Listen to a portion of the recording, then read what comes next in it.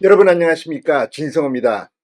이재명 더불어민주당 대표가 11월 중 두 개의 1심 선고가 나옵니다. 시간이 흐를수록 이재명의 유죄 가능성이 높아지는 것 같습니다. 불과 몇 달 전만 하더라도 이재명은 무조건 무죄라는 것처럼 말하던 친명계 의원들조차도 이제는 플랜 B, 그러니까 이재명 대표의 유죄 판결이 나올 경우를 대비하는 모습입니다. 더더욱 이 친명계 7인의 좌장이라는 정승호 의원의 발언을 보면 더욱더 의심이 갑니다. 원래 진실을 말할 때는 파문입니다. 지금 이 정승호 의원, 만약 이재명 대표가 1심에서 유죄 판결이 나올 때 어떻게 되느냐, 이 질문에 정승호 의원은 아무런 영향을 주지 못할 것이다. 그리고 지금 이재명의 라이벌로 거론되고 있는 이 김경수 전 경남지사, 김동연 현 경기도지사, 김부겸 전 국무총리, 이른바 삼김에 대해서도 이재명과는 비교가 되지 않는다. 이재명이 문제가 1심 판결에서 유죄가 나오더라도 이들이 대안이 될 가능성은 없다고 주장하고 있습니다. 이 말인즉슨 거꾸로 그만큼 위기를 느끼고 있다, 사전에 대비하려는 의도로 풀이됩니다.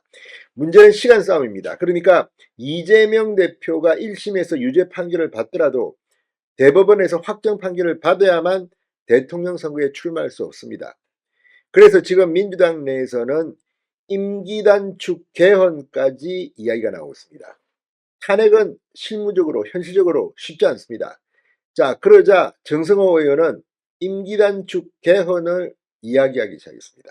그만큼 이재명은 지금 상당히 위기라는 겁니다. 다행스러운 것은 민주당이 지금 이재명 말고는 그렇게 강한 정치인이 보이지 않고 있다. 그동안 민주당의 지지자들이 다 이재명으로 갔기 때문에 이재명이 대통령 선거 직전에 출마가 불가능해지면 보수 정치에도 희망이 있을 수 있다, 이런 분석도 나오고 있습니다. 그런데 문제는 이재명의 운명입니다. 11월 두 개의 판결, 아마 1심 판결이 중요합니다. 이 선거법 1심 판결이 나온다면 나머지 1심 판결도 유죄가 될 가능성이 높습니다. 무엇보다도 위증교사 의혹 재판에서는 구속도 가능한데 야당 대표이기 때문에 구속까지는 시키지 않을 가능성이 높습니다만, 어차피 이제 대북 송금 사건, 여기에 이제 경기도 법인카드 재판도 기소가 되면 시작될 겁니다. 이재명 대표는 정말 기록을 세웁니다. 5개 재판을 받는 제1야당 대표가 될 것 같습니다. 자, 정성호 의원은 뭐라고 했을까요? 정성호 의원의 말을 거꾸로 해석해보면 그만큼 지금 친명계는 위기를 느끼고 있습니다. 그러나 정치라는 게 이재명이 한번 무너지면 또 와르르 다른 사람한테 몰려갑니다. 그게 누구인지 친명계에도 아마 있을 겁니다. 그런데 이재명이 있으니까 아무도 나서지 못하고 지금 김부겸, 김경수, 김동연, 삼김이 운이되고 있습니다. 그런데 이렇게 이름이 자꾸 나오면 정말 이들 중 한 명이 대안이 될지도 모릅니다. 친명계가 지금 고민에 빠졌습니다. 민주당 당대표가 바뀔 가능성도 배제하긴 힘들다고 봅니다. 진성호의 융단 폭격 시작합니다. 더불어민주당을 융단 폭격합니다.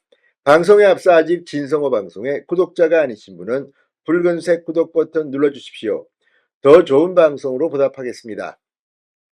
자, 정승호 민주당 의원이 SBS 라디오 김태현의 정치쇼에 나와 김경수 전 경남지사와 김동연 경기도지사, 김부겸 전 국무총리에 대해 이재명 대표의 대안이 될 가능성이 없다고 단언한다, 이렇게 말했습니다. 그만큼 지금 위기의식을 거꾸로 느끼는 게 아닌가 싶기도 합니다.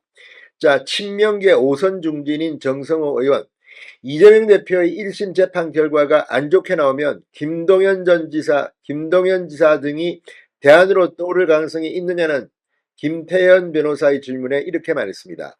이재명 대표는 지금 7개 사건으로 기소돼 4개 재판을 받고 있습니다. 이 중 선거법 위반 사건과 위정교사 혐의 재판 1심 선고가 11월 15일, 25일 연이어 나옵니다.